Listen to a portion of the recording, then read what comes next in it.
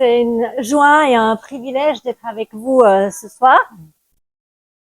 Et j'étais très encouragée de vous entendre prier pour nos enfants. Vous savez, il n'y a personne qui prie avec autant de passion, autant de persévérance qu'une maman ou un papa pour son enfant. Les autres vont prier pour vos enfants, mais ils n'auront jamais cette même passion, ce même cœur que vous. Alors, ne négligez pas la prière. La prière change tout. La prière est puissante. Et lorsqu'on prie selon la volonté de Dieu, il est dit que Dieu nous exauce. Donc, Dieu veut que tous les hommes soient sauvés et Dieu veut que nos enfants soient sauvés. Et Dieu a des projets pour nos enfants et je vous encourage à continuer la prière régulièrement par rapport à vos enfants. C'est tellement important. Et c'est efficace. Alors, je ne veux pas m'attarder sur ce sujet, sinon on est parti pour 1 heure. Ce soir, on m'a donné le thème « Mon enfant est unique ». Alors, je pense que chacun d'entre nous sait que son enfant est unique, n'est-ce pas? Nous avons appris à l'école que chaque être humain est unique. Mais au final, que veut dire unique? Parce que moi, déjà dans ma propre vie, même si je sais que chaque enfant est unique, j'avais parfois tendance à les mettre tous dans la même boîte ou à m'attendre qu'ils soient comme moi. Et là, j'avais un problème. Des frères et sœurs de même père sont complètement différents. Avec mon mari, on en a eu 5, il n'y a pas 2 qui se ressemblent, même s'il y a des traits de famille, même s'il y a des manières de faire, mais ils sont chacun différents et uniques. Même ceux qui ont des jumeaux peuvent dire que les jumeaux sont différents, même s'ils ont peut-être plus de similitudes. Alors, un enfant est unique dans différents domaines. On peut parler, il est unique dans son caractère. Les gens ont des caractères similaires, mais chaque personne est unique. Dans son tempérament, on peut rencontrer des personnes qui ont le même tempérament que nous, mais c'est encore différent, c'est unique. Dans ses émotions, dans la prise de décision, dans son intelligence, etc., etc., dans son physique. Il y a tellement de choses qui font que nos enfants sont uniques. Alors, on va commencer avec le début. Est-ce que vous savez que votre enfant est un champion? Votre enfant est un champion. Alors, on va remonter tout au début. Savez-vous que parmi des millions de spermatozoïdes qui débutent leur voyage jusqu'à l'ovule, millimètre par millimètre et obstacle après obstacle, tous finiront par mourir, sauf un. Et celui qui a gagné, c'est votre enfant. C'est le champion. C'est le meilleur. C'est le plus costaud. Même si plusieurs vont arriver jusqu'à l'ovule, c'est un seul qui va pouvoir entrer dans l'ovule et féconder l'ovule. Et chaque enfant que vous avez, vous-même, vous êtes des champions, sinon vous ne serez pas là. Et vos enfants sont des champions. Ils sont les meilleurs. Ce sont des vainqueurs. Ils sont vraiment forts. Et malheureusement, c'est pas vraiment ça qu'on entend dans nos familles, parfois, à l'école non plus. On ne nous dit pas qu'on est les meilleurs. En général, on nous dit plutôt t'es nul, t'es un vaurien, t'es ceci, t'es cela. Je crois qu'on en a tous fait l'expérience et que malheureusement, nous aussi, parfois, on a dit des choses comme ça à nos enfants. Mais j'aimerais qu'on puisse se rappeler que chaque enfant est un champion. Chaque enfant est le meilleur, est le plus fort. Votre enfant, non seulement il est le meilleur, il est le plus fort, mais il est un cadeau de Dieu. Et je ne pense pas que Dieu donne des mauvais cadeaux. Dieu donne toujours de très beaux et de très bons cadeaux. Dans le psaume 127, au verset 3, nous lisons ceci. « Mais oui, les enfants sont un trésor, la récompense donnée par le Seigneur. » Les enfants sont un trésor. Même ceux qui parfois nous mettent à genoux et nous font pleurer. Parce que justement, ils sont un trésor et l'ennemi ne veut pas qu'ils entrent dans leur destinée. Donc, il fera tout pour les empêcher. Plus les enfants sont attaqués, plus Dieu a un plan puissant pour leur vie. Nos enfants sont un trésor, ils sont une récompense.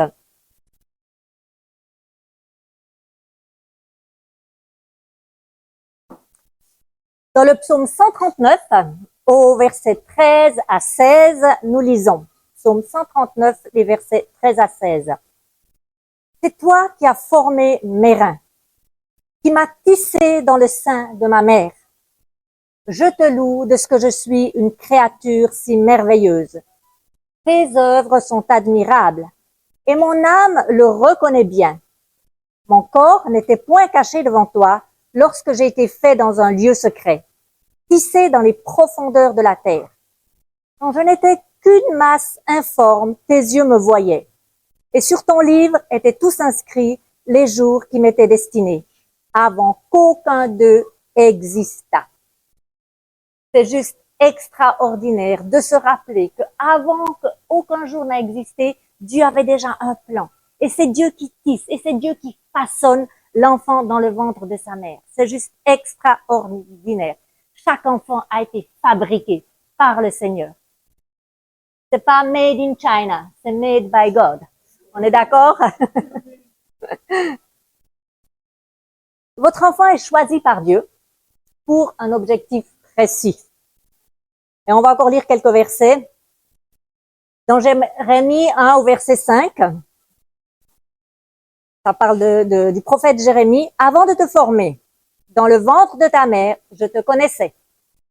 Avant ta naissance, je t'ai choisi pour me servir. J'ai fait de toi mon porte-parole auprès des peuples. Avant de te former, avant que tu existes, je te connaissais. C'est notre Dieu. Et il avait un plan pour cet enfant. Dans Ésaïe 49 au verset 5, Ésaïe 49, verset 5, et maintenant, le Seigneur a parlé. Il m'a formé dès avant ma naissance pour que je sois son serviteur. Il veut que je ramène vers lui les enfants de Jacob, que je rassemble le peuple d'Israël. Le Seigneur tient à moi et ma force, c'est mon Dieu. Nous avons des personnes dans la Bible qui ont reconnu qu'ils ont été choisis par Dieu. C'est pas simplement des superstars que Dieu choisit. On le voit, Dieu choisit chacun d'entre nous pour quelque chose de particulier. Galates 1 au verset 15 nous dit ceci. Galates 1, verset 15. Mais Dieu m'a choisi dès le ventre de ma mère, et dans sa bonté, il m'a appelé. Voilà ce que le Seigneur a fait. Est-ce que vous aimez les histoires? Yes, alors on va raconter une histoire. Alors, un jour, les animaux se sont retrouvés et ont pris la décision de mettre en place une école. Donc, créer une école. Et ensemble, ils ont opté pour le programme. Et dans ce programme, ils ont choisi de se concentrer sur les matières suivantes. Alors, il y avait la course, il y avait l'escalade, il y avait la natation et il y avait le vol.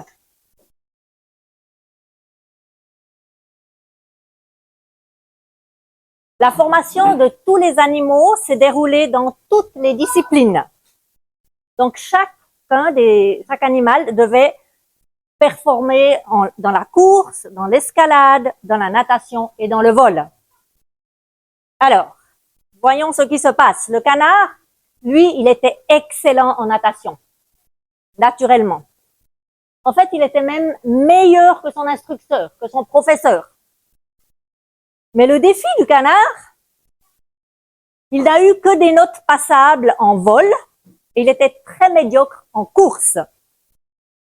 Du coup, notre pauvre canard, en raison de sa lenteur à la course, il a été obligé de rester après l'école et d'abandonner la natation pour s'entraîner à courir.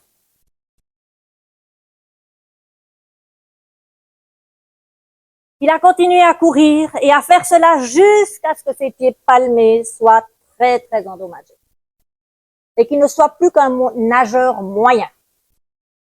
Néanmoins, la moyenne était acceptable dans l'école, donc personne ne s'en souciait et ne s'en préoccupait, sauf le canard, bien sûr.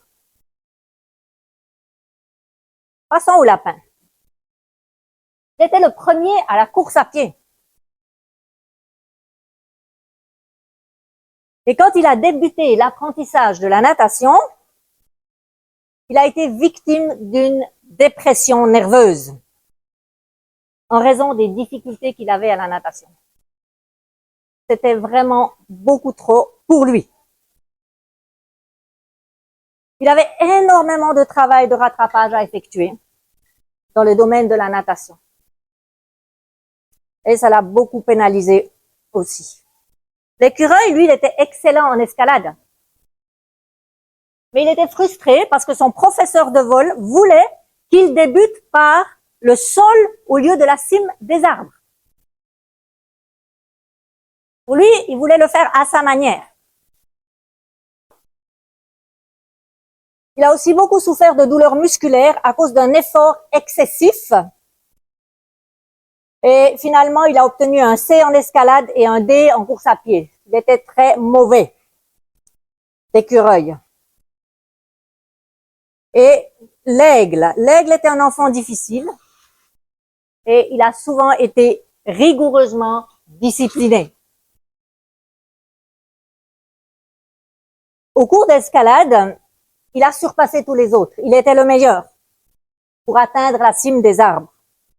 Mais il a insisté pour faire les choses à sa manière pour y parvenir.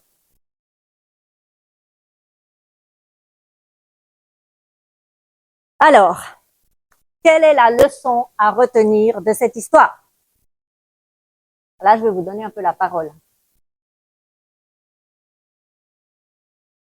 Oui, madame.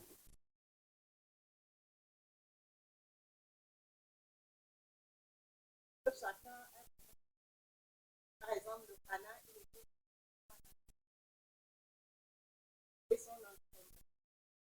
avait qu'à chercher à performer son poids, il était bon.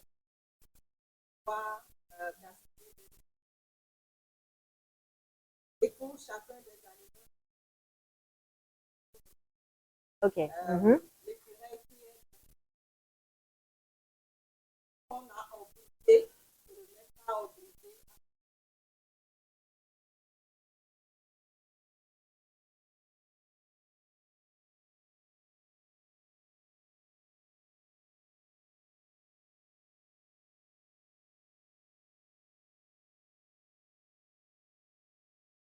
Merci beaucoup. Exactement.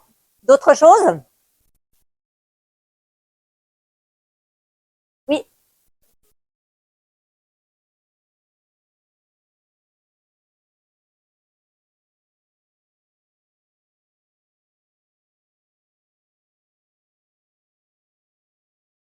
Exactement. Est-ce que c'est lui qui voulait ça? C'était le système. C'était l'école qu'ils avaient mis en place qui voulait ça. Donc, comme on l'a dit, chacun des animaux avait des dons et des capacités différentes. N'est-ce pas?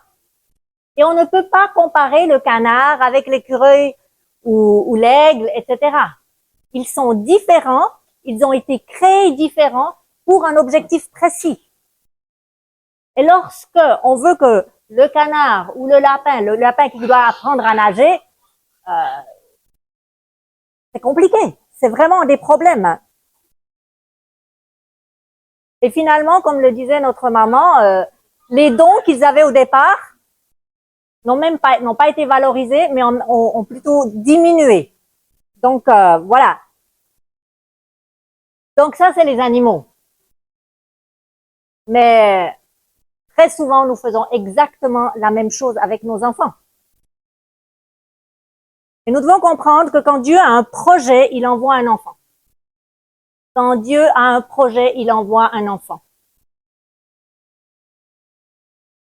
Alors nous devons faire très très attention à nos idées, à nos objectifs pour nos enfants. Mon grand-papa était très doué à l'école, mais il était issu d'une famille paysanne. Et du temps de mon grand-papa, il n'y avait pas l'école secondaire, on appelait comme le collège, c'était seulement pour les enfants très très doués. Les autres, ils continuaient 9 ans d'école primaire et puis voilà, ils avaient des métiers comme dans l'agriculture, etc. Et l'enseignant allait voir mon arrière-grand-père. Il lui a dit, écoute, ton fils, il est très intelligent, il faut le mettre à l'école secondaire. Il peut facilement être médecin, avocat. J'aimerais vraiment que tu le mettes à l'école secondaire. Et mon arrière-grand-père, il a dit non, j'ai besoin de lui pour travailler à la ferme. Et mon grand-père était paysan et mon père était paysan. Et nous, on a grandi dans une ferme. Parce que l'arrière-grand-père, il a décidé que non, son fils, il avait besoin de son aide à la ferme. Et je crois que c'est des histoires qui se répètent régulièrement dans différents milieux, parfois dans différentes familles, etc. Et en voulant imposer nos idées, on peut faire obstacle au dessein de Dieu. Et c'est ça qui est grave quelque part. Hein? Peut-être qu'on avait un rêve. On veut être médecin puis on n'a pas réussi. Donc on veut que notre enfant soit médecin. D'ailleurs, c'est super d'avoir un médecin dans la famille, n'est-ce pas?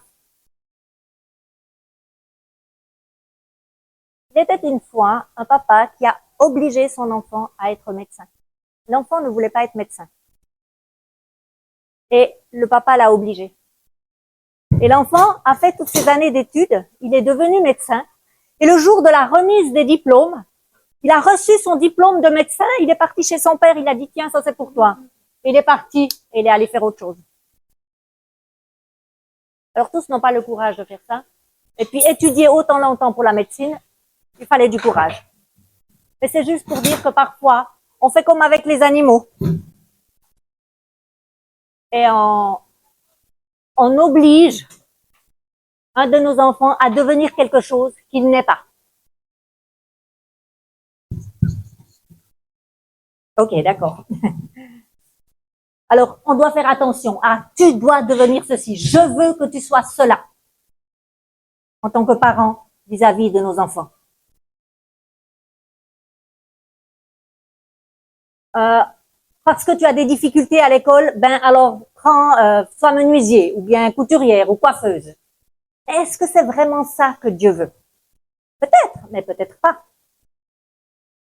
Et si on oblige un enfant à faire un métier dans lequel il n'est pas à l'aise, qui ne lui convient pas, il va passer toute sa vie à faire quelque chose qu'il n'aime pas, il va être frustré. S'il est enseignant, il va pas être un bon enseignant. Si c'était pas son truc. Si on l'a forcé à être enseignant. Si on l'a forcé à être n'importe quel métier, et si c'est pas son truc, ça va être difficile. Donc, on doit vraiment faire attention.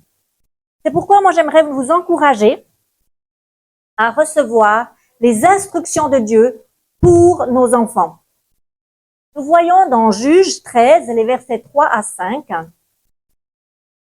Juge 13, les versets 3 à 5. Un ange de l'Éternel apparut à la femme et lui dit, « Voici, tu es stérile et tu n'as point d'enfant. Tu deviendras enceinte et tu enfanteras un fils. Maintenant, prends bien garde.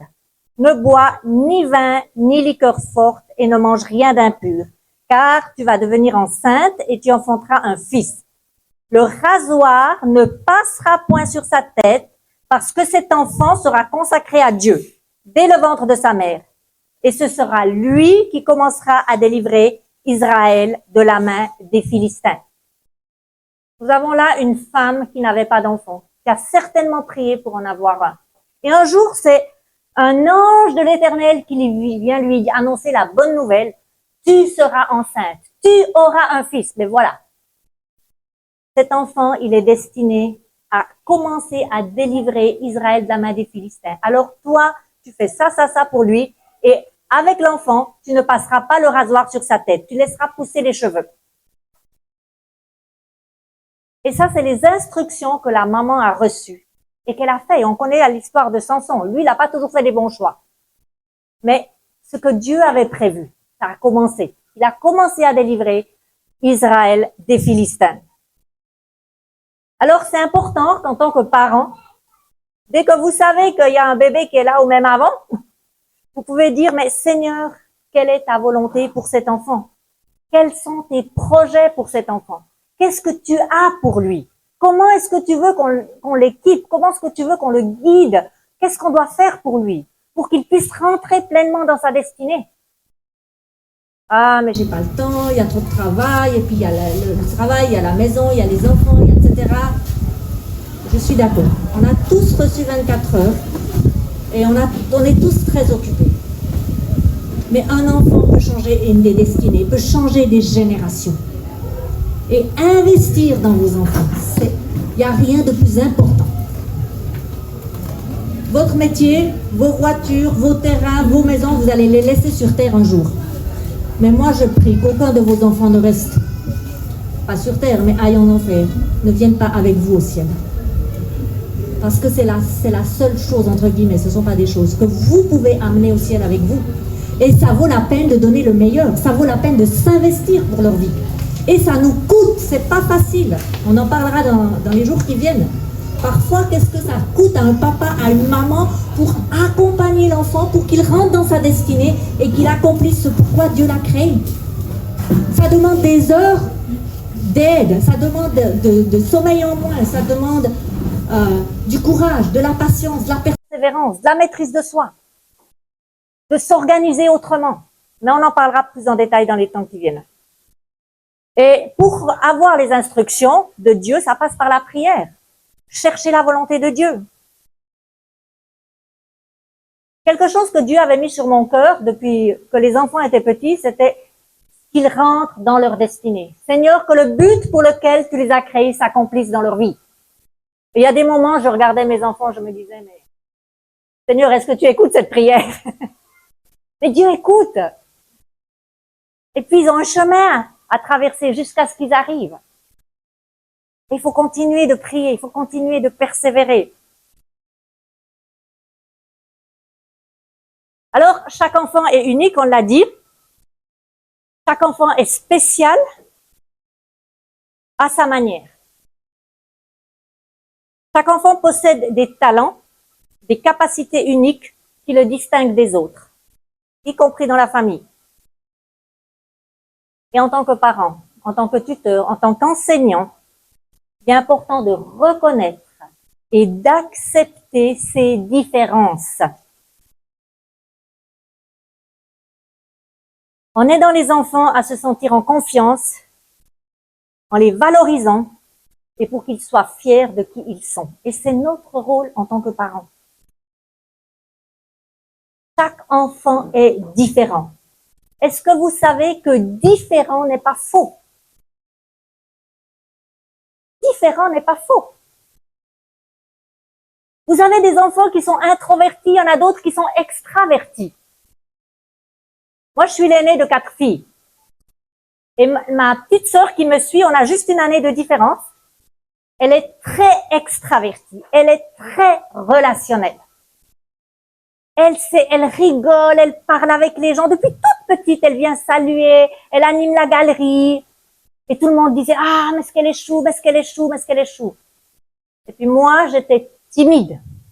Je me cachais quand les gens venaient. Je voulais pas saluer les gens. Je pouvais pas aller chez un voisin que je connaissais pour aller chercher un outil, etc.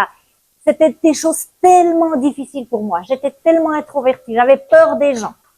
C'est un miracle que je suis devant vous en train de parler aujourd'hui. Mais j'étais très, très, très timide. Et on me disait toujours, pourquoi t'es pas comme ta petite sœur? Regarde la petite comme elle est. Toi, t'es la grande.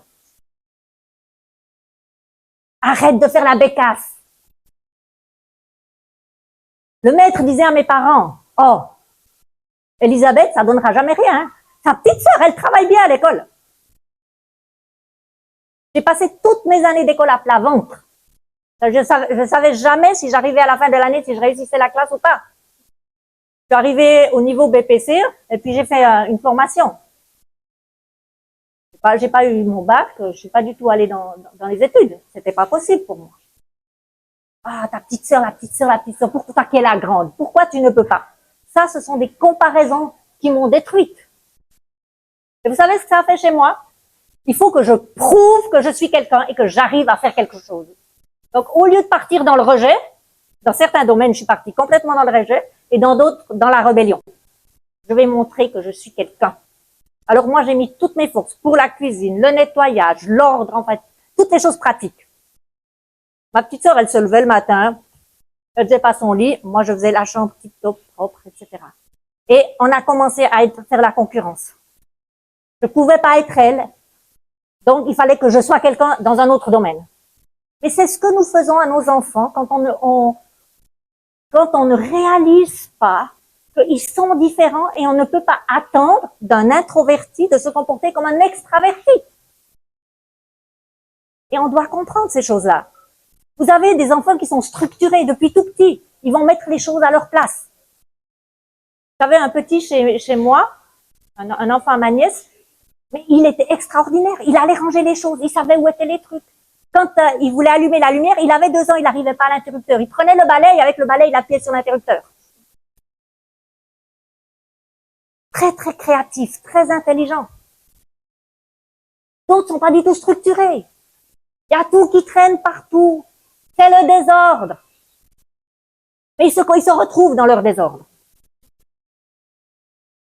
Et vous allez crier fatigué sur eux si vous êtes structuré. Et puis bon, c'est la même chose dans le couple, mais on va pas aller dans ce côté-là. Vous avez des enfants qui sont focalisés sur l'événement.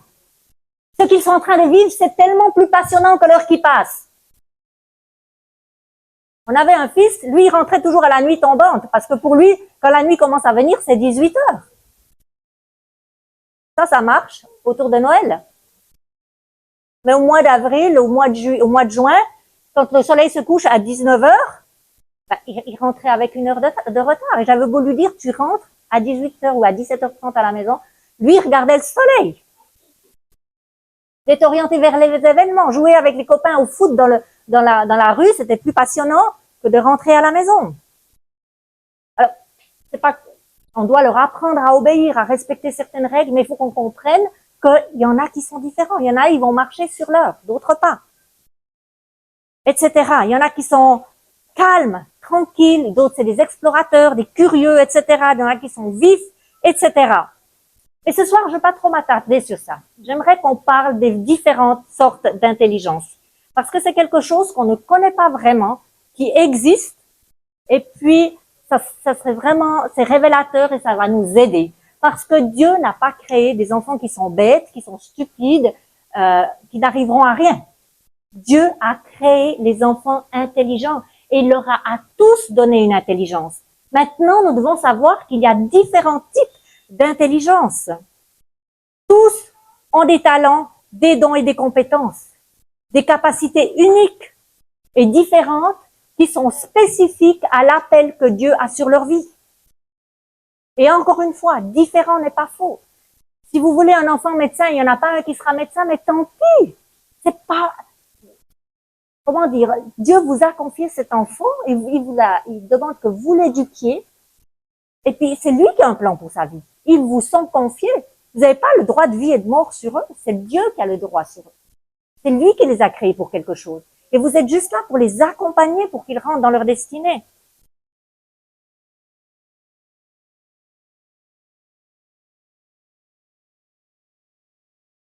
Alors, on va parler des différentes intelligences.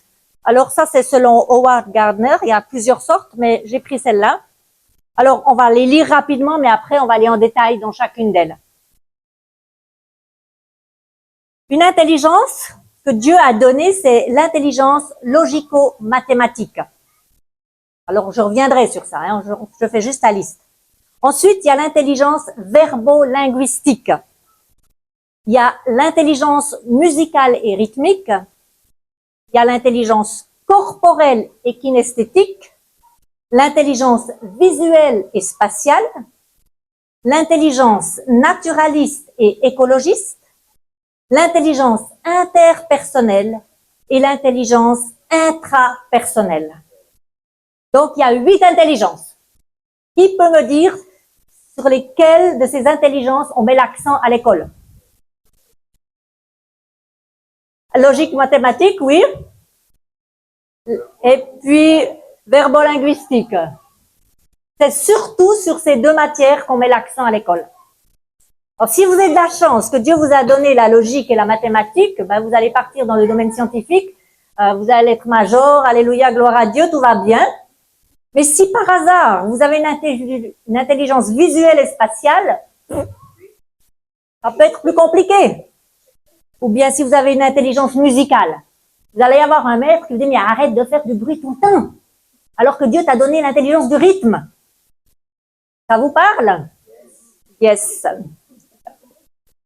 Alors, on va aller dans les détails. Nous avons donc, en tout cas, 8 intelligences. Alors, l'intelligence logico-mathématique.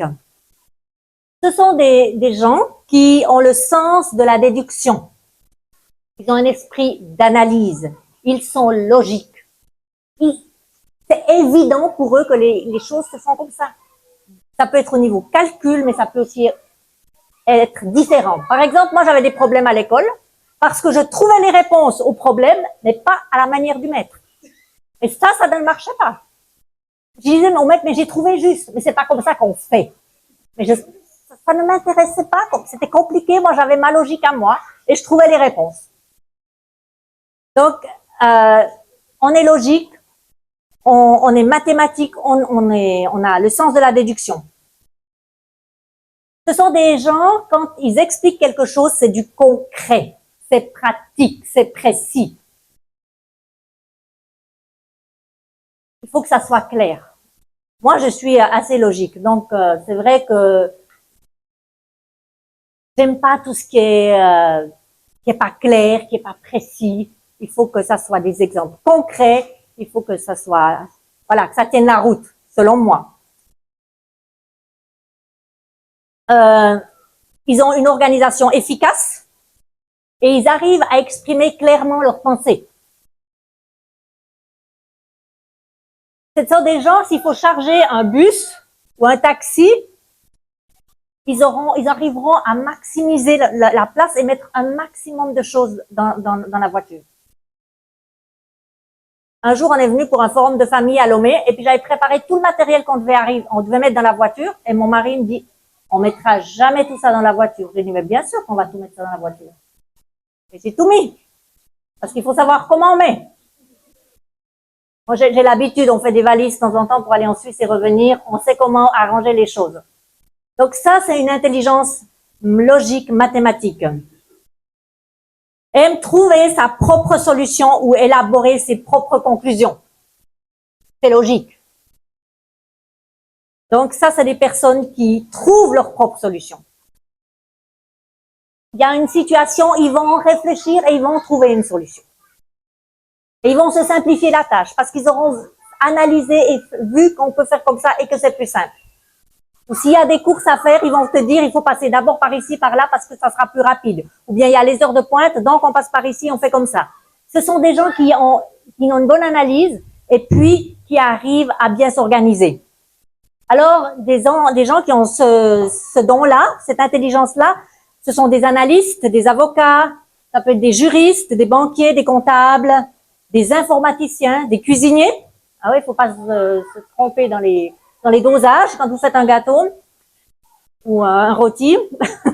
Des économistes, ingénieurs, mécaniciens, médecins, pharmaciens, programmateurs, scientifiques, astrophysiciens, urbanistes, géomètres, détectives privés, enseignants de maths, astronautes, statisticiens, physiciens, architectes. Donc il y a le choix. Il y a probablement, j'ai pas tout mis. Mais voilà un petit peu ce que, lorsqu'un enfant a cette intelligence-là, ce qu'il est capable de développer. Ensuite, il y a l'intelligence verbo-linguistique. Alors, ces personnes-là, elles pensent plutôt en termes de mots plutôt qu'en images. C'est des gens qui sont très, très doués avec tout ce qui est les mots, tout ce qui est les langues. Ils aiment parler, ils aiment écrire, expliquer. Ils ont de la répartie. Hein, ça, c'est des gens qui parlent beaucoup. Quand on demande quelqu'un de prier, c'est les premiers qui prient. C'est des gens qui sont vraiment doués avec tout ce qui est la parole et les langues. Ils ont un vocabulaire varié. Ils ont des discours adaptés. Ils savent comment parler aux gens. Ils savent comment les rejoindre. C'est des très bons vendeurs. Ce sont les personnes qui vont vous vendre un truc. Ils en savent tellement bien parler que vous allez l'acheter puis vous ne l'utiliserez jamais. parce qu'il a tellement su vanter son produit et il sait comment il a pu capter la corde sensible chez vous et il a réussi de vous enfiler ce produit, un médicament ou n'importe quoi, et puis finalement, vous l'utiliserez peut-être jamais, mais voilà. C'est des gens qui ont une intelligence verbo-linguistique. Ils ont une aptitude à communiquer leurs idées, leurs pensées, leurs émotions par des mots. Et puis, ils sont doués pour débattre, pour argumenter. Hein, ceux qui font les débats télévisés, là, c'est des gens qui sont dans ce domaine-là. Donc, les personnes qui ont une intelligence verbo-linguistique, ils sont des bons animateurs de radio, télévision, etc. Ce sont des bons acteurs, des attachés de presse, des avocats, des écrivains, des éditeurs, des historiens, des interprètes, journalistes, négociateurs, politiciens, professeurs, traducteurs, vendeurs, rédacteurs, sociologues, politiciens, très doués pour la politique, hein, pasteurs, juristes, journalistes, et beaucoup sont des enseignants. Donc voilà, si vous avez un enfant qui a cette intelligence-là, voilà où il peut s'orienter. Ensuite, nous avons l'intelligence musicale et rythmique. Ce sont des enfants, ça se voit déjà très jeunes, tout petits, ils vont taper sur le tam-tam, mais vous allez voir qu'il y a du rythme. Ils vont chanter juste. Ils auront une oreille. Ce sont les gens là, vous commencez à chanter, eux, sur le piano, tac, tac, tac, ils trouvent la note et ils vous accompagnent. Vous dégamez complètement, ils vous suivent, hein. Parce qu'ils ont l'oreille musicale. Et ils comprennent les structures musicales. J'avais une sœur aussi, la troisième, donc moi je suis la première, la deuxième a pris des leçons de piano. Donc pendant 10 ans, elle a pris des leçons de piano et elle jouait du piano, des classiques, toutes sortes de choses. Et la troisième, elle écoutait, elle se mettait au piano et elle jouait. Et c'était pas les mêmes notes, mais ça sonnait la même chose. Et là, ma deuxième sœur, elle était des fois frustrée parce qu'elle passait des heures et des heures à faire des gammes. Elle passait des heures à répéter ses morceaux. Et la petite sœur vient, et puis hop, elle joue. Elle a jamais pris un cours de piano. Elle dirige la louange avec la guitare et avec le piano sans jamais avoir pris un cours. La guitare, elle a pris des cours, mais le piano, non. Donc ça, c'est des gens qui ont une intelligence musicale. Ils peuvent reproduire une mélodie, reconnaître une musique, ils peuvent créer des mélodies, des rythmes. C'est facile pour eux. Ce sont aussi des gens que pour étudier, ils ont besoin d'une musique de fond. Il faut toujours qu'il y ait une petite musique quelque part. Ça les aide à se concentrer. Alors que d'autres, pas du tout. Mon mari, quand il prépare des enseignements, quand il fait quelque chose, il a toujours de la louange dans le fond. Et moi, quand il est avec moi, et puis moi, je dois travailler, préparer un enseignement, je lui dis, mais arrête, je peux pas me concentrer. Et lui, il se concentre avec la musique. Donc, lui prépare à part, moi, je prépare à part. Parce qu'on est différents. Et différent, c'est pas faux. C'est seulement différent. Comme on l'a vu dans l'histoire, on peut pas comparer un lapin avec un canard. On n'a pas les mêmes capacités. Les gens qui ont cette intelligence musicale, rythmique, ils ont la capacité d'exprimer ses sentiments et de ressentir ceux des autres au moyen du chant et de la danse. Donc, ils expriment leurs sentiments aussi au travers de la musique. C'est aussi des gens, souvent la musique qu'ils écoutent, ça les emporte. Hein. Autant dans le bien que dans le mal. Et ils ont la capacité de mémoriser en utilisant les rythmes ou les sons. Alors, notre dernière fille, on en parlera plus samedi. Elle avait un souci de dyslexie et d'autres problèmes. Elle n'arrivait pas à apprendre par cœur. Je ne sais plus si c'est CM1 ou CM2, vous devez apprendre toutes les villes avec leur préfecture. Comment ça s'appelle ça, de Lomé à Saint-Cassé? Il faut apprendre toute une liste de noms de villes avec leur chef-lieu, leur préfecture, je ne sais plus. Bref, elle n'arrivait pas. Et elle devait le savoir. Et comme elle est très musicale aussi, j'ai dit, mais écoute, on va inventer un chant, trouve une mélodie. Est-ce qu'en 15 minutes, elle pouvait les dire, de Lomé à Saint-Cassé, tous sans faute, mais avec une musique, en chanson.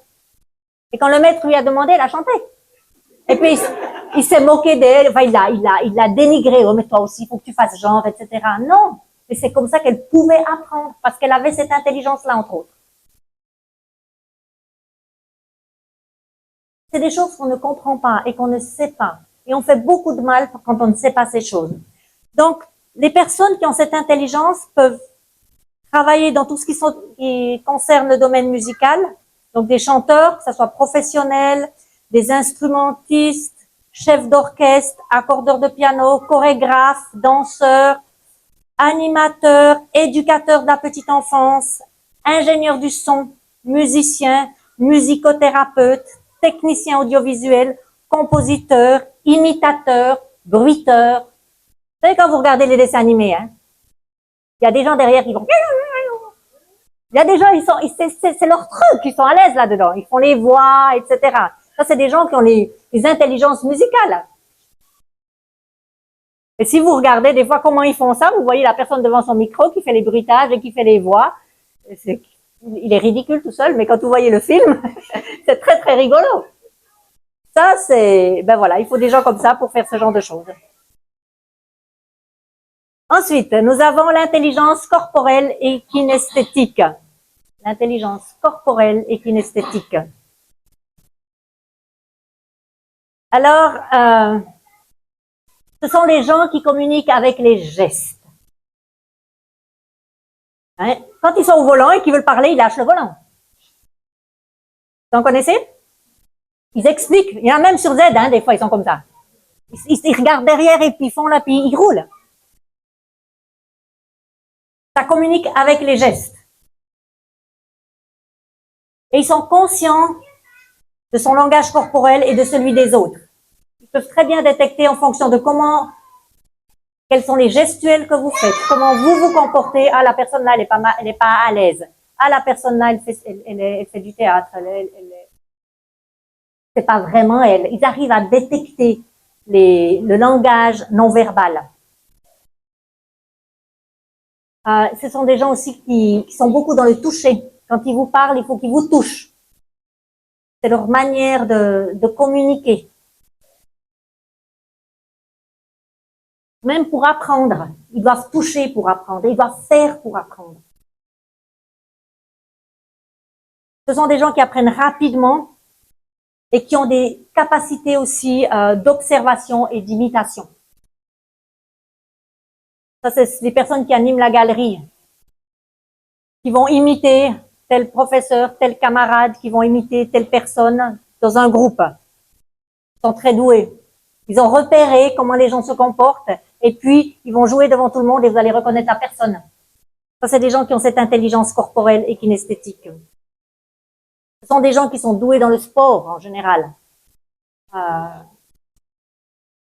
Donc, on peut avoir des gens qui sont des acrobates, des acteurs, des clowns, des danseurs, des athlètes, des agriculteurs, parce que c'est très physique, l'artisan, des chirurgiens, des vétérinaires, des mécaniciens, des menuisiers, des physiothérapeutes, des kinésithérapeutes, des professeurs d'éducation physique, travailleurs manuels, artisans, couturiers, sculpteurs. Parce que c'est tout du toucher. Donc, ce sont des gens, quand ils ont cette intelligence, ils peuvent développer ces métiers-là, entre autres. Ensuite, nous avons l'intelligence visuelle et spatiale. Ça, c'est des gens, ils ont un sens inné de l'orientation. Ils vont une fois quelque part, 10 ans plus tard, ils retrouvent leur chemin, même s'il y a des bâtiments qui ont été démontés, d'autres qui ont été construits. On a une de nos filles, à 2-3 ans, on est parti quelque part en Suisse, donc nous, on habite au Togo, donc c'était juste pour les vacances. On est allé sur une route qui est pas du tout dans la région où nous étions. Et je pense que 10 ans plus tard, on a passé sur cette même route qu'elle nous dit, ah, mais on a déjà passé ici. Donc, ça, c'est les gens qui se repèrent avec tout ce qui est spatial. Moi, si vous voulez me perdre, vous me prenez dans la voiture, vous roulez 500 mètres, vous me laissez au bord de la route, je suis perdue. Même pour aller chez moi. Je me repérais pour tourner dans un vent avec un cocotier. Le jour où ils ont coupé le cocotier, j'ai passé tout droit. J'ai pas cette intelligence-là. Si je vais pas 10 ou 15 fois de manière rapprochée au même endroit, je ne retrouve plus mon chemin. Et puis, quand je viens à Lomé une fois tous les 3-4 mois, mais ça construit ça, je change ça. Je me retrouve plus, je suis perdue. Alors, je suis contente d'avoir de bons chauffeurs. Ils ont le sens inné de l'orientation, un sens aigu de l'observation. Ça va ensemble. Ils ont une mémoire visuelle infaillible. Ils ont aussi le sens de l'esthétisme. Ils perçoivent les relations entre les objets et l'espace. Ils savent évaluer les distances. Ça, c'est les gens qui vont dépasser et tu vas dire, oh, ça va, on y arrive, oui, t'inquiète pas, on va y arriver. Oh, mais tu t'as vu la moto qui vient là-bas? Non, mais on va passer avant.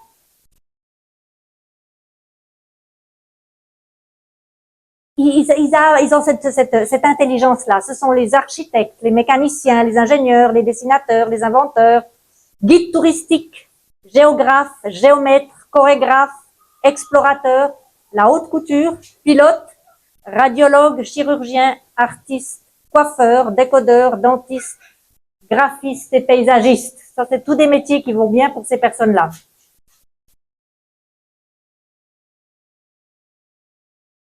L'intelligence naturaliste et écologiste. Ça, c'est tous les gens qui ont des liens forts avec la nature et les animaux. Tous les phénomènes naturels. Et ils ont l'aptitude de mettre les choses en lien avec l'environnement. Ils voient le lien entre les situations et l'environnement. Ils sont pour le respect de la nature, des créatures du monde, l'écologie les intéresse, etc. C'est des gens qui sont passionnés pour tout ce qui est nature, tout ce qui est plantes, tout ce qui est animaux, etc. Notre fils a 3 ans, il nous disait, les petites bêtes rouges du capoc, je ne sais pas si vous en avez à Lomé. Dans les capoquiers, il laisse le capoc, il y a des petites bêtes rouges, des petits insectes rouges qui viennent avec. Hein? Il te dit ça c'est un mâle, ça c'est une femelle. Bon, ça c'est lui. Il aimait beaucoup ça. Donc, tous les gens qui ont cette intelligence-là font des bons agriculteurs, des bons agronomes, des sociologues, des paysagistes, des botanistes, des biologistes, des cuisiniers, des fleuristes, des jardiniers, météorologues, des marins, des explorateurs, les vétérinaires, zoologistes, documentaristes animaliers, pêcheurs, chasseurs, etc. Et puis, nous avons l'intelligence interpersonnelle. Ça, c'est les gens qui aiment la vie, qui aiment dans le groupe, qui aiment les relations. Ils sont très sociaux. Ils travaillent facilement avec les autres. Ils sont sensibles aux humeurs et aux motivations des autres. Ils établissent des relations profondes et sincères. Et ils ont le sens de l'écoute. Donc, c'est toute une intelligence qui est dirigée vers les autres, vers les relations. Donc, on voit bien des gens comme pasteurs, psychologues, conseillers, organisateurs, enseignants, les administrateurs, les hommes d'affaires, assistants sociaux, diplomates, politiciens, acteurs, chefs d'entreprise, consultants, éducateurs, médiateurs, policiers, psychologues, réceptionnistes, sociologues, thérapeutes, etc. Ça nous donne une idée. Et puis, nous avons l'intelligence intrapersonnelle. Ce sont les gens qui sont plutôt introvertis, qui aiment travailler seuls. Ils ont une excellente autodiscipline, une très bonne concentration, mais quand ils sont seuls. Ils ont la capacité à développer une bonne estime d'eux-mêmes et ils sont très conscients de leurs émotions, de leurs sentiments. Ils savent comment ils sont faits émotionnellement. Ils se connaissent bien personnellement. Ils savent quelles émotions ils ont, pourquoi ils sont tristes, pourquoi ils sont en colère, etc. Pourquoi ils sont dans la joie. Ils sont très, très liés avec leurs émotions. Et ce sont des gens qui peuvent être des prophètes, des chercheurs, conseillers en orientation, des consultants, des cadres, philosophes, romanciers, thérapeutes, psychologues, psychiatres, enseignants, chefs d'entreprise, administrateurs d'école, savants, inventeurs. Là, on a fait le tour de toutes ces différentes intelligences. Et ça nous montre que on est tous différents. Est-ce que vous vous êtes reconnus dans certaines de ces intelligences? Oui? Est-ce que ça vous dit, mais voilà, maintenant je comprends pourquoi je suis comme ça ou mon enfant est comme ça? Est-ce que ça vous aide? Alors, une chose qui est très importante, c'est que nous devons éviter la comparaison. Nous devons éviter la comparaison.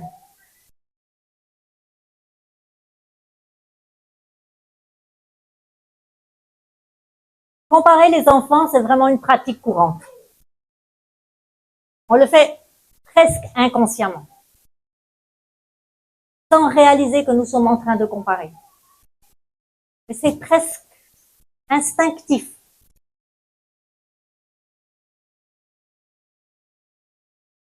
Alors, comparer les enfants entre eux, c'est une pratique qui est courante chez certains parents, chez les éducateurs.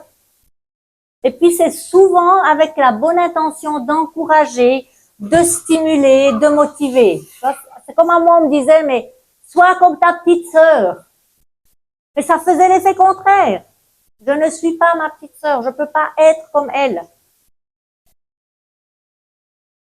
Elle est relationnelle, moi je le suis pas. Mais c'était me punir de me dire d'aller saluer quelqu'un.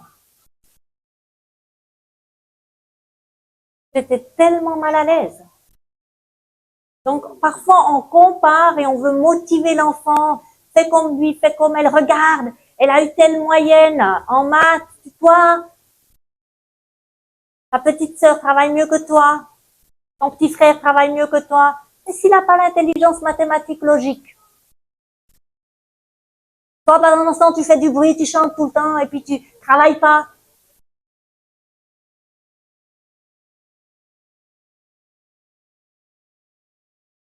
On le fait régulièrement de comparer nos enfants. Mais la comparaison a des effets négatifs sur le développement de notre enfant. Déjà, ça va faire perdre l'estime de soi. Parce que même s'il veut, il peut pas, parce qu'il n'a pas été fait comme ça. C'est comme vous dites au lapin de nager. Le lapin, il n'a pas été fait pour nager. Et c'est difficile. Donc, il va se dire, je suis un incapable, les autres sont meilleurs, etc. Et ça va jouer sur leur estime d'eux-mêmes. Ça va créer des rivalités et des jalousies. Alors, bon, puisque c'est comme ça, alors moi aussi, je vais prouver que je suis quelqu'un dans tel et tel domaine. Donc, je vais me battre, je vais montrer que je suis forte, je vais montrer que je peux aussi.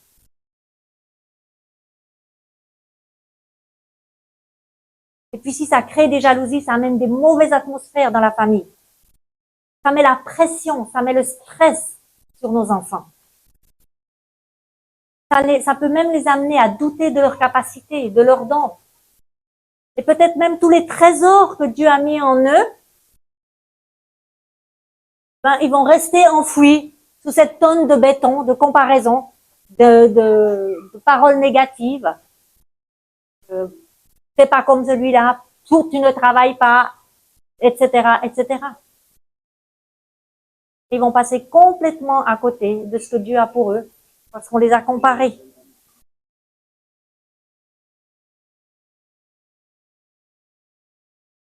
Alors la comparaison peut créer des divisions et des tensions dans la famille. Et moi, je l'ai vécu avec ma sœur. Ça crée, on était vraiment devenus chien et chat. À cause de la différence, on était différents et on savait pas.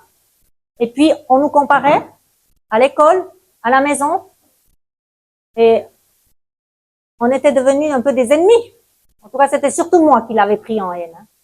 Elle est comme très relationnelle, pardonne vite. Et ça crée beaucoup de tensions dans notre famille. Les enfants qui sont comparés aux autres peuvent ressentir une grande pression pour atteindre des attentes qui sont irréalistes. Vous imaginez un enfant qui naît dans une famille de musiciens et il n'a pas l'intelligence musicale. Il a des problèmes.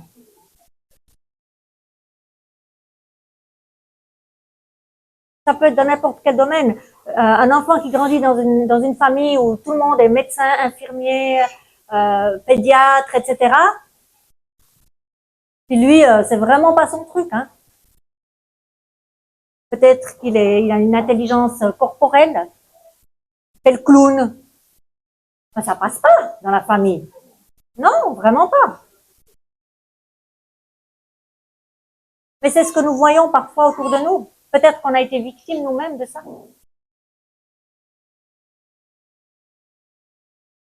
Rappelons-nous que chaque enfant est unique avec ses propres talents, avec ses dons, avec son intelligence, avec ses intérêts et aussi avec son rythme de développement. Il y en a qui sont rapides et il y en a qui sont lents. C'est différent. Différent n'est pas faux. On aime trop mettre tout dans des boîtes. Dieu ne nous met pas dans des boîtes. Dieu a créé les choses de manière différente. Il aurait pu dire, pour que l'être humain soit en bonne santé, il doit manger des féculents, donc on lui a lui donné l'igname. Il doit manger des fruits et des légumes, donc on va lui donner la papaye. Et puis il doit manger aussi un petit peu de protéines, donc on va donner le poisson. Et tous les jours, vous mangez du poisson, de la papaye et des ignames. C'est très intéressant, n'est-ce pas? Non. Dieu, il a créé tellement de bonnes choses, différentes. Il suffit de quitter votre village, votre pays, vous allez voir d'autres choses. Vous allez voir comment on prépare ceci, vous allez goûter à tellement de légumes, de fruits, de nourriture, de viandes différentes. Et différent, c'est pas faux. Si vous allez boire à la buvette, qu'est-ce que vous prenez? Je sais pas, peut-être quelqu'un prend Malta, l'autre, il va prendre, je sais pas, Fanta par exemple, cocktail de fruits. Est-ce que vous allez vous quereller parce que toi, tu as pris Malta et l'autre cocktail de fruits? Non, c'est différent. Mais différent n'est pas faux. Et je crois qu'on doit vraiment apprendre dans notre manière de faire les choses, dans notre manière d'agir, que, ben voilà, moi, je fais pas les choses comme mes parents l'ont fait, je suis différente. Mes enfants ne font pas les choses comme moi je les fais, je suis différente. Et je dois accepter que leur fonctionnement différent n'est pas faux. C'est comme ça que Dieu les a créés et il va atteindre son objectif avec eux. Et moi, je dois faire attention de ne pas être quelqu'un qui les bloque et qui les empêche d'entrer dans leur destinée. Donc, lorsqu'on compare les enfants, on ignore ces individualités et ça peut les amener à se conformer à des standards qui ne correspondent pas à leurs propres aspirations et capacités. Et là, vous coincez quelqu'un qui doit être toute sa vie dans une boîte et qui doit faire des choses pour lesquelles il n'est pas fait. On vous force à être au bureau alors que vous êtes quelqu'un qui aimait être dehors, ou qui aimait les relations, puis vous êtes tout seul dans votre bureau. Ça devient dingue. Bien, vous êtes quelqu'un de très relationnel, de quelqu'un qui n'est pas du tout relationnel, et puis on vous met à diriger des gens. Bien, vous êtes un enseignant, puis vous n'êtes pas relationnel. C'est compliqué. Et c'est lourd, et chaque fois, se lever le matin pour aller au travail, c'est compliqué. Parce que je suis en train de faire quelque chose pour lequel je ne suis pas faite. Avec mon mari, on a été longtemps responsables, mais pour moi, ça a toujours été un défi, parce que moi, j'aime suivre. J'aime avoir quelqu'un devant qui me dit comment faire, et moi, je suis. Et dire comment faire, ça, je peux le faire, mais ça m'épuise. C'est pas mon truc. Donc, c'est vraiment, il faut faire attention de bien canaliser vos enfants. Et puis, ici, je crois qu'il y a la possibilité de faire des tests avec carrière directe et d'autres choses, lorsque vous avez des enfants qui arrivent déjà fin de collège ou bien au lycée, pour pouvoir les orienter, pour découvrir qui ils sont et pour pouvoir leur permettre qu'ils rentrent dans leur destinée. Parce que vous serez bénis en tant que parents quand ils rentrent dans leur destinée. Et si vous les forcez à faire quelque chose pour lequel ils ne sont pas, vous allez souffrir. Et comparer son enfant peut être un blocage et l'empêcher d'entrer pleinement dans le plan de Dieu pour sa vie. Et ça, c'est grave. Parce que si un jour Dieu doit me dire, écoute, ce que tu as fait avec ton enfant, tu l'as bloqué, il n'est pas rentré dans sa destinée, c'est de ta faute. J'aimerais pas entendre ça, moi.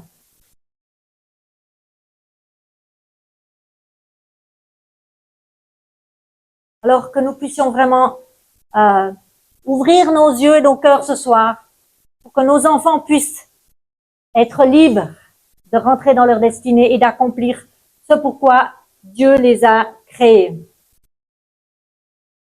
Et c'est vrai que la pression qu'on peut mettre sur les enfants, ça peut vraiment les amener à du stress important, à de l'anxiété et parfois même à des problèmes de santé mentale. Donc ça peut aller loin.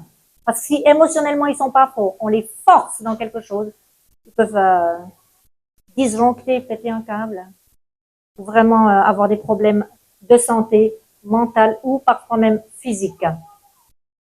Alors, nous devons savoir que Dieu ne s'est pas trompé en créant votre enfant tel qu'il est. On l'a vu au début de ce cours.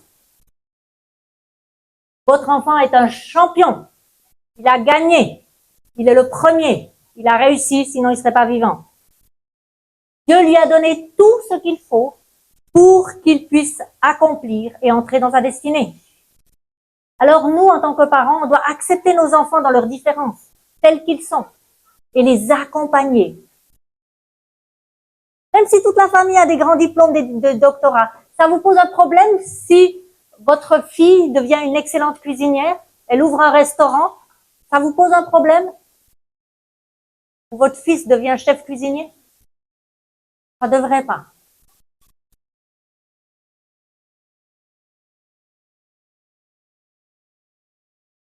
Demandez à Dieu de vous montrer les dons et les capacités de l'enfant, parce que ça va nous aider, ça va nous soulager. Seigneur, pourquoi tu as créé mon fils? Pourquoi tu as créé ma fille comme ça?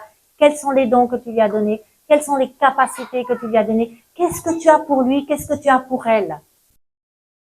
Ça vaut la peine de mettre du temps à part pour discerner, Seigneur, qu'est-ce que tu as pour mes enfants?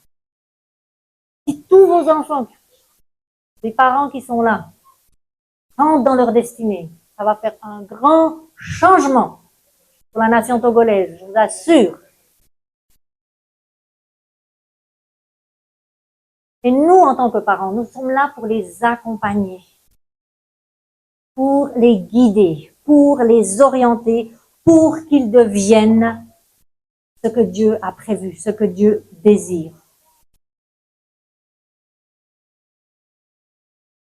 Alors, nous sommes appelés à valoriser nos enfants.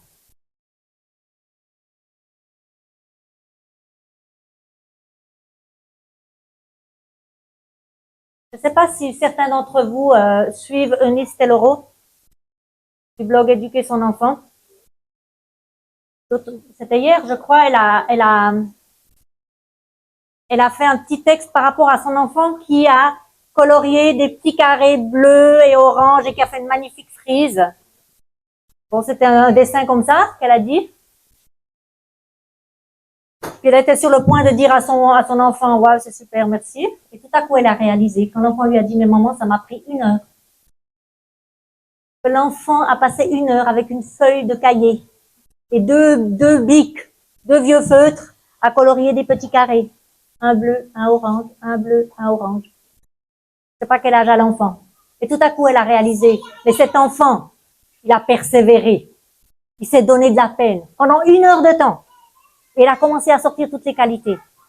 Et souvent, on peut passer simplement à côté d'un dessin d'un enfant ou de quelque chose que l'enfant fait sans réaliser les dons la persévérance, c'est un don.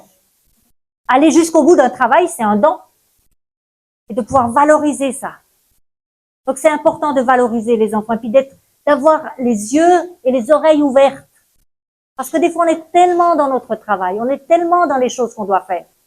Moi, la première, tu réponds oui pour ne pas dire fiche-moi la paix, tu dis oui. Mais c'est ça. On l'a tous fait. Donc, encouragez les enfants, félicitez-les dans leur progrès, dans leurs efforts. Waouh, ce que tu as fait, c'est génial. Les petites filles, là, des fois, elles font des sauces avec des fleurs. avec du sable. Maman, elles ont pilé foufou et tout ça. Waouh, t'es une super cuisinière. Valoriser quelque chose. Ne faites pas un drame pour une mauvaise note dans une matière qui est un défi pour lui. Ne faites pas un drame pour une mauvaise note. Est-ce qu'il y a quelqu'un ici qui n'a jamais eu de mauvaise note? Pourquoi il y a une mauvaise note? Peut-être que l'enfant n'a pas compris quelque chose. Comment est-ce que je peux l'aider? C'est trop facile de dire t'es paresseux, tu n'as pas travaillé, t'es bête. C'est trop facile. Et il y a quelque chose qu'il n'a pas compris, sinon il aurait une bonne note.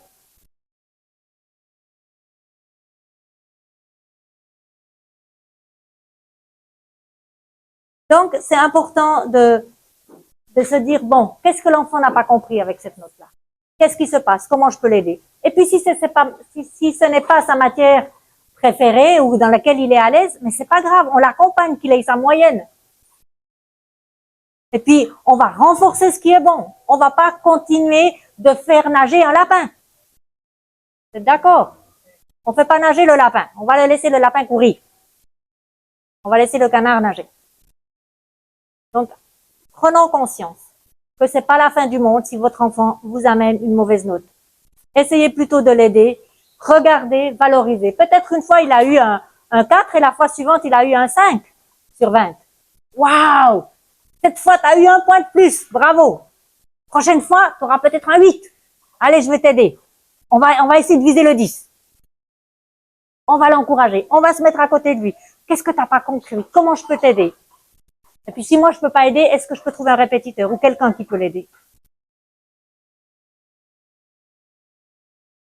Une de mes filles m'a dit, maman, si tu m'avais pas aidé, je crois que j'aurais jamais eu mon CPD. C'est vrai? On en reparlera dans la semaine.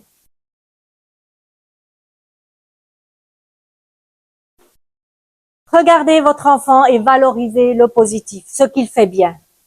Et puis bénissez votre enfant, ne le maudissez pas. Maudire, vous savez ce que c'est? C'est dire du mal. Tout ce que vous dites qui ne vient pas de Dieu, qui vient de l'ennemi, c'est maudire. Les insultes, c'est maudire. Lui dire que c'est un bon à rien, il travaille pas, il est paresseux, tout ce qu'on dénigre, on méprise, on met inférieur, tout ça c'est maudire, c'est dire du mal d'eux. Et la Bible dit de bénir. Même ceux qui nous font du mal, on doit les bénir. Bénissez votre enfant et ne les maudissez pas. Dites du bien, appelez à l'existence ce qui n'existe pas. Bénissez sa mémoire, bénissez son intelligence, bénissez sa compréhension. Même Jésus a dû ouvrir l'intelligence de ses disciples pour qu'ils comprennent.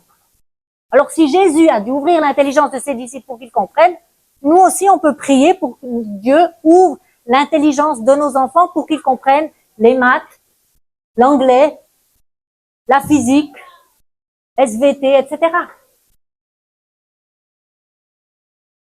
Ça, je peux faire. Au moins prier, je peux faire. Je peux le bénir. Et je peux dire, mais c'est pas grave. La prochaine fois, ça ira mieux. Et toi, de toute façon, j'ai confiance en toi. Tu n'es pas un nul. Dieu a un plan pour toi. De toute façon, ça, il l'entend assez à l'école. Donc, il n'y a pas besoin d'en rajouter à la maison. Moi, je sais que tu vas arriver. Si Dieu t'a créé, t'a donné une intelligence, tu vas réussir on va trouver dans quel domaine tu dois être. Qu'est-ce que Dieu a pour toi?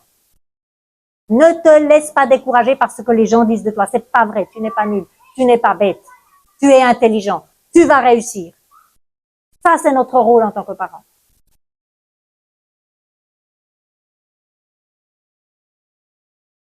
Je sais pas si vous avez entendu cette histoire d'une maman qui savait pas lire et écrire. Et elle disait toujours à son enfant de faire ses devoirs. Elle lui disait de lire. Il sortait des livres. Et l'enfant a fait des grandes études, je crois qu'il est venu médecin. Mais c'est très... Voilà, c'est ça. Et la maman ne lui avait pas dit qu'elle savait pas lire. Il a appris ça beaucoup plus tard. Mais elle a fait, dis-moi ça. Elle lui disait. Et puis l'enfant, il a appris comme ça. Elle l'a vraiment stimulé et poussé.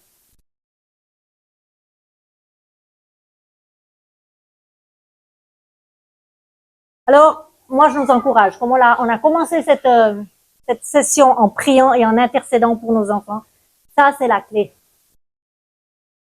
Parce qu'on est d'abord des êtres spirituels. On a une âme et on habite dans un corps. Et tout part du spirituel. D'abord. Et si vous voulez gagner des batailles avec vos enfants, ça commence dans le spirituel. Alors, vous pouvez déclarer la parole de Dieu sur la vie de vos enfants. Moi, je comprends que parfois, il y a des moments où on est sec. On ne sait pas comment prier pour nos enfants. Moi, j'avais un petit cahier. Et quand je lisais ma Bible, je tombais sur un verset qui me flashait ou qui correspondait à quelque chose dans la vie de nos enfants. Je l'écrivais et je le proclamais. Quand Paul dit à Timothée, sois un modèle pour les fidèles, en parole, en acte, en foi, en amour et en pureté. Ça, c'est un verset qui m'a sauté aux yeux. Je me suis dit, mais c'est ça que je veux pour mes enfants. Je veux qu'ils soient des modèles en parole, en acte, en foi, en amour et en pureté. Et j'ai commencé à prier ce verset pour eux. Et 2 ou 3 semaines plus tard, je vois ce verset affiché sur la porte de la chambre de notre fille. Elle me dit, maman, quand j'ai fait mon culte personnel, Dieu m'a parlé avec ce verset. Et là, je me suis dit, waouh, Seigneur, tu es en train de travailler. Tu m'encourages.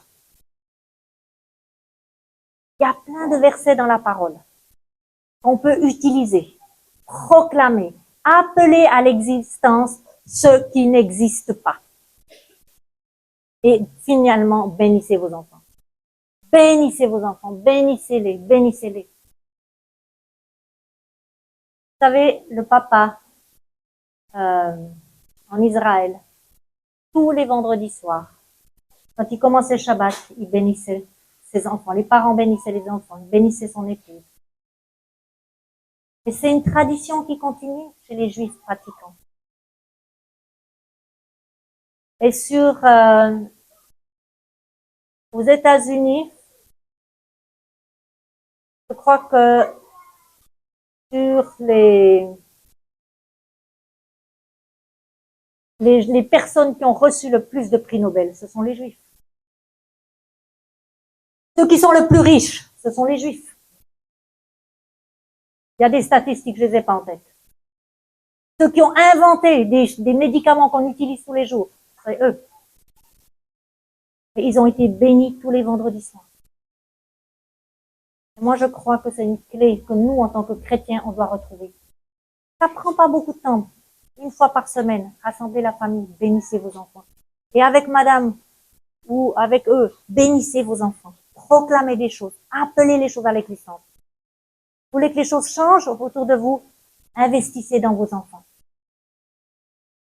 Ça, c'est votre sphère d'influence première. Après, Dieu vous en a confié d'autres. Mais c'est la plus importante. On commence par Jérusalem avant d'aller aux extrémités de la terre.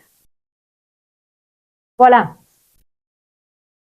Que Dieu vous bénisse. Je ne sais pas s'il y a des questions.